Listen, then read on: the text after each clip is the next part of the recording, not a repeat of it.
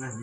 สวัสดีครับพบกับเบาไส้คือเก่าเนาะวันนี้เบาไส้มานั่งกับหมู่2คนอีกแล้วบ่หมกกับเบาเหนียวสบายดีสบายดีโอ้นี่มาข้าวน้ำแดงมื้อนี้เบาไส้สิมีเรื่องพี่น้องมาเว้าเรื่องของแพงแต่ค่าแรงบ่ถูกเนาะอยู่ลาวแทบบ่มีงานทำในหมู่บ้านเฮาเนาะแม่นี่ที่จะเอาไปซื้อร้านค้าสมมุติว่าจะซื้อปลากระป๋องนี่มาม่านี่ ปลากระป๋องนี่ละป๋องจักบาทอยู่บ้านเฮานี่20,000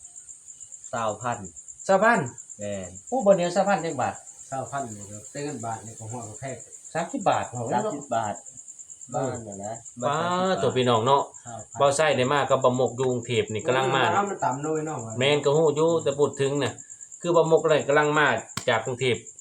เดือนหนึงเนาะมาสงกรานต์บ่ใช่ก็ประมาณ2อาทิตย์แล้วที่มานี่แต่มาเห็นของสินค้าในลาวนี่โอ้โหอย่างแพงเลยพี่น้องเส้นมาม่าปลากระป๋อง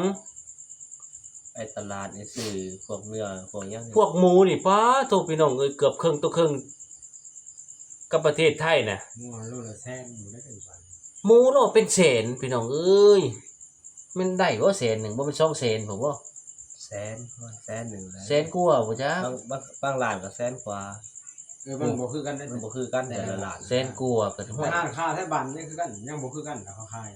ยังบ่คือกันร้านแต่ละ เป็น ร้าน แสนกว่าเนี่ยโลหมูนี่200บาทพี่น้องเนาะแสนเศร้าเนี่ยก็200เนาะ แม่ พี่น้องเอ้ยอยู่ลาวนี่สิอยู่ได้บ่สมมุติว่าเฮางานก็บ่ทำบ่มีนี่สิในหมู่บ้านเฮานี่มีบ่โรงงานบริษัทบ่มีแม่นบ่ เด็ด แบบมีแต่ว่าปลูกมันซื่อๆแม่นบ่ กันเอง กันเองก็คือจังซี่ล่ะพี่น้องคือบ่าวมกนี่เราไปตลาดมื้อนี้พี่น้องเราตกใจพี่น้องไปซื้อเนื้อหมูโลละแสนกว่าพี่น้องแสนเศร้าตกเงินไทยก็200บาทเนาะ แม่ ป้าตุนี่เพิ่นคือว่าเจ้านี่ก็มีครอบครัวแม่นบ่ แม่ สิซื้อหมูมาเฮ็ดเนื้อแห้งให้ลูกกินเพิ่นก็ได้ เออ แต่ว่าไปก็คิดว่าเพิ่นอยู่ประเทศไทยแม่นบ่ แม่ ไปแล้วก็บ่คือความคิด โอ้หมูโลละ200บาท แพงเลยนะ แพง ถ้าอยู่ไทยได้ซั่นโลเท่าไหร่ 100กว่าบาทมั้งอยู่ไทยเนาะเนื้อหมูนี่100กว่าบาทพี่น้อง โอ้ แม่นบ่หมุก แม่นปั้น100กว่า ร้อยแปดสิบกว่าถึง 180 ร้อยบาทเราแพง บ่ฮอดแล้ว180เอาอยู่ดีๆนะ บ้าน150บ่ 150 130นี่มั้งก็บ่เคยซื้อเนื้อหมูเทื่อๆส่วนนั้นมีแต่ซื้อเนื้องัวซอยจุ แม่จะ เนาะ จูอย่างเดียว อาสิอยู่ได้บ่สมมุติว่าเจ้ามาอยู่นี่กำลังได้เดือนหนึงเจ้าคิดว่าเจ้าสิมาอยู่บ้านถาวรนี่สิ อยู่บ้านท่าวอน เจ้าสิอยู่ได้บ่ของแพงนี่สิเอ้า ก็อยู่บ่ได้แล้วเพราะว่างานก็บ่ได้มีทำอีหยัง เจ้าตั้งใจสิมาอยู่บ้านแม่นบ่ แม่น แต่มาเห็นของราคาแพงๆขึ้นจังซี่นี่คือปลากระป๋องกับป๋องละ30บาท แม่น มาม่าก็ พอแล้วประมาณ10บาทเอ้าตีไป10บาท 10 บาทนั่นแหละ ป๋อตัวเอ็มร้อยขวดละ20บาทนี่สิ คือบ่กล้ากินแล้วนี่ คือเบาเหนียวแล้วก็อยู่บ้านมาแล้วก็บ่ได้ไปกรุงเทพจักปีแล้วเจ้า เวลาปีได้ หลายปีเลยนี่คือเพิ่นอยู่บ้านแต่ แต่ ก็ ก็อยู่ยากแล้วมันสิว่าใช้ชีวิตจนเจียวไอ้นี่ เออ มันคือหมูนี่ มันคือหมู่เลยย่อยังหย่อนเฮ็ดเวียกหลาย เฮ็ดเวียก กันบ่เฮ็ดเวียกหลายก็บ่มีเงินใช้แม่นบ่ แม่น ได้ใส่ผัดลาย หลายของบัดแพง ของแพง นั่นแรกได้ใส่ ค่าแรงบัดถูกสามารถถึกแล้วนี่คันชื่อว่าเบาเหนียวมาจ้างขุดมันนี่ประจ้างบ่มุกนี่ก็ว่า100นึงแล้วก็ถือว่าแพงแล้ว โอ้ร้อย ต่อวันรายวัน กีบก็ประมาณ60แหละ 60,000ก็บอกเรื่องว่าเงินกี่พี่น้องนะ วันหนึ่ง วันหนึง60,000ผู้ใด 50 60,000ไปแล้ว แต่ว่ามาเปรียบเทียบกับเงินประเทศไทย100กว่าบาทเฮ็ดเบิดมื้อ เดียวเอง เข้าผมมีเงิน ถือเขาก็เฮ็ดแล้ว ก็ถามว่าบ่มุกก็บ่อยากไปแล้วก็จำเป็นแล้วบ่มีเงินแล้วเด้บัดนี้ลูกมันอยากกินไข่ลูกละ8บาทนี่ไข่ไก่ลูกละ8บาทอยู่ลาวพี่น้องตอนนี้นะ 5,000 5,000นี่ได้ 5,000ประมาณ7-8 บาท โอ้ยบ่10บาทเกือบสิว่าง่ายๆตีรถลูกละ8บาทนะตี 3,000นี่8บาทบ่ 8บาทตีไป8บาทรถพี่น้องถือว่าแพงพี่น้องคือลูกบ่มุกเพิ่นมาจากกรุงเทพเนาะ1อาหารอยู่ลาวนี่ 3,000นี่มันบ่ได้แม่นเด้ออันฮะ10 บาทพุ่นแล้วแหละแต่เอ้า 3,000 5,000มันยัง20น่ะแม่นและในความเบาเหนียวว่าเนาะเส้นลูกบ่มุกนี่ลูกเจ้ามานี่ลูกเจ้ากินบ่ปลาแดก บ่ ก็บ่กินนะลูกเจ้ากินบ่แกงหน่อไม้ บ่ นั่นก็บ่กินลูกเจ้ากินหยังอาหารนี่ กินได้กับปลากระป๋อง อาหารไทยแม่นบ่ล่ะ อาหารไทยเป็นซั่นแหละพวก มาม่าไทย แม่ มาม่าลาวก็บ่กินอีก เป็นหยังคือบ่กินบ่แซ่บ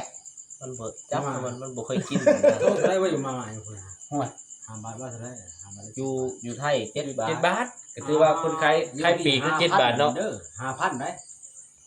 มาม่าไทยได้ 5,000กีบ ว้า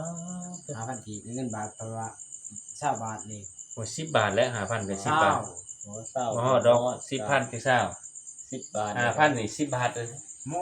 5,000 10 บาทบ่ 10 บาท10 บาทเงินคืน คือบ่ เพราะว่านี่แหละพี่น้องสิอยู่คือบ่มุกนี่แล้วมาอยู่ลาวตั้งใจสิพาเมียมาอยู่เฮือนเพราะว่าเฮือนนี่ก็ได้จากประเทศไทยเพิ่นว่าเนาะ แม่น เฮ็ดงานอยู่ประเทศไทยจักปีจัง วัน4 ปี 5-4 ปีเลย นี่ครับ4 ปีนี่แหละ ว้าได้วันเท่าไหร่อยู่พุ่น วันหนึง400 กว่า โอ้เฮ็ดงานเกี่ยวกับหยัง กระเป๋า ว้า โอ้ย กระเป๋า หนัง คือบอกว่าง่ายเป็นช่างเด้อ ก็เป็นสร้างหรือสร้างเฮ็ดกระเป๋า โตเนาะขนาด ญี่ ญี่ปุ่นได้วันละ400บาทเนาะพี่น้อง 400 กว่า มาอยู่พี่เด้ บ่มี บ่มี2แสนเนาะ มองหาไผก็บ่เห็นพี่น้องเอ้ยบ่าวไส้ก็อุกอังเลยมาอยู่พี่เงินบ่เข้าจักบาทพี่น้อง คือวันละ2แสนถ้าเป็นเงินบาทนี่ บ้านนี่มีแต่ บ้านเฮานี่ ได้จ่ายอย่างเดี สูง ยว สุดนี่คือว่าแสนนึงนี่ถือว่าแพงเด้อ ค่าแรงนี่แหละ อยู่พี่ค่าแรงครับแสนหนึงก็ถือว่าแพงแล้ว แสนหนึงก็บ่ฮอดมั้ง บ่ฮอด 100กว่าบาทเนาะ100 100 กว่าบาท 140 ร้อย 40 50เอ้า150เป็นบาทนี่คือจะว่า ประมาณนั้นแหละ โอ้ก็วันละแสนนี่ถือว่า ร้อยหนึงก็60แหละ แพงได้พี่น้อง แสนโอ้ 60กว่า บ่แม่นสิว่าจ้างสำนี้บ่แม่นอยู่ห่มเด้ตากแดดเด้ แม่น ปลูกมันจะอยู่ห่มบ่ ราคาแสนนี่ว่า แดดพู้นแหละ ก็เป็นสิว่าบ้านในวัดก็จะว่าจะเนาะในหมู่บ้านนี่100หลังคาเนี่ยจะว่ามีโรงงานบ่ บ่ น่ะ บ่มี จะสิไปเฮ็ดงานอยู่ไสแต่ตัวเมืองจะอยู่โรงงานอยู่ไสก็บ่เห็น แม่น เจ้าสิตำาเจ้าสิพาลูกกินแต่บักฮุงได้นี่ ว้ายกินเกลือแล้ว อ้าวมันเกินไปก็มีบักฮุงอยู่ในต้นนี่ มีเลยกิน พี่ ไป น้อง แล้ว ต้นบักฮุง คิดแต่มันหุงก็ว่า อ้าวจำเป็นแล้วเนาะเงินบ่เข้าจังซี่ แม่น สิเราแต่ขายมันก็6เดือนขายเทื่อหนึงเอ้า นี่กำลังเริ่มปลูกพุ่นแหละเดือน1เดือน2พุ่นแหละจังได๋ มันก็ ก่อน มันบ่ได้แพงเด้อ มันประมาณมันตากแห้งโลละ3บาทโลละ1,000 2,000กีบ โลละ2,000กีบ 2,000กีบประเทศบ่จะฮอด3บาทซั่นพี่น้อง แม่น 2,200กีบ น่ะ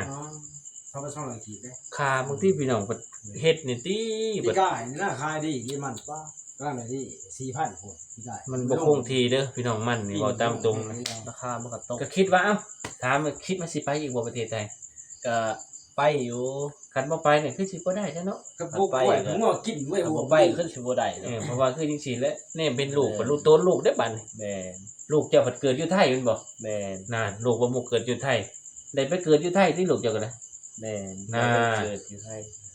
ลูกบ่มุกเลยเกิดอยู่ไทยได้ไปเกิดเขาเนี่ยได้สบายนี่เนาะ แม่น คือลูกบ่เนี้ยเกิดอยู่ลาวลาวเต็มโตเออ คุณก็ไปเต็มไง อา บ้าน ชีพ เพื่อนเราบ้านนี่มาบ้านเฮา อาชีพเจ้านี่ตอนนี้นี่คือหาหน่อไม้กับเฮ็ด โอ้ห้าง แต่หาหน่อไม้ก็เฮ็ด อาชีพ เฮ็ดปวกเฮ็ดโคนนี่เนาะ หาตัวเฮ็ดยังแล้วแก้ ห่วยกันว่าเฮ็ดปวกกันได้คู่มือโลแพงนี่ มัน บัด บ่ นั้น ได้ของมึงนี่ติมัน โอ้เต้เวลาซื้อนี่ของแพงเซ็ตตัวโลละแสนกว่า มือนึงมันก็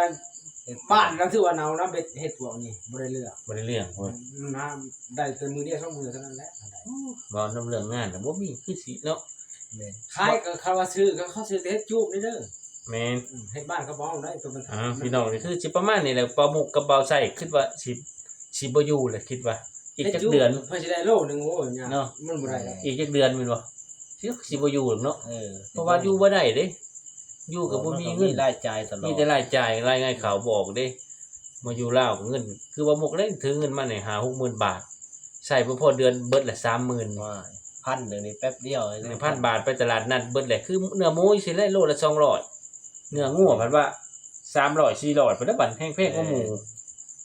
ตั้ง ไป ที่ พันหนึ่ง งัวหันมาแต่ละงัวใต้เด้อเว้ยงัวใต้ทางบ้านเขาซื้อไปถือตัวละ2,000 อืม เขามาเฮ็ดไปเฮ็ดขายตลาดเป็นหมื่น นั่นแหละเฮาก็บ่ฮู้แล้วว่า งัว งัว งัวควาย เป็นภาคบ่คือช่วงนี้เพิ่นก็ เขาตลาดบ้านนี้ เพิ่นก็อนุรักษ์ว่างัวเป็น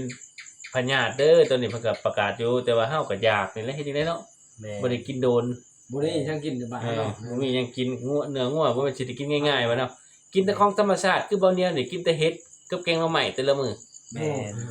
คือลูกบ่มุกก็กินแต่ปลากระป๋อง3แม่ครัวอยู่หั่นเบิดมื้อเบิดเว้น ซ้ำไม่ครัวกับ แนวอื่นก็กินบ่ได้ มันนั่นก็ก๋วยเตี๋ยวเท่านั้นแหละ ก๋วยเตี๋ยวกับแพงมันกวดตัว แพ นึ ง ง แล้ว ตัวมื้อน่ะ เศร้าเศร้าเศร้าหา 25,000 ได้ลูกชิ้นลูกเดียวได้พาเครื่องอ่ะเด้ แม่ ธรรมดา โอ้ยตายชีวิตโอ้ยลำบากพี่น้องเอ้ย ซ่อม ลำบากนะ 25,000มันธรรมดา เฮ้ยนึกถึงประเทศไทยพี่น้องเอ้ยนึกถึงประเทศไทยเลยที่ทำงานมาหลายปี4-5ปี เพิ่นก็แซ่บโดย ไปทำงานได้ปีอยู่ไทยเนี่ย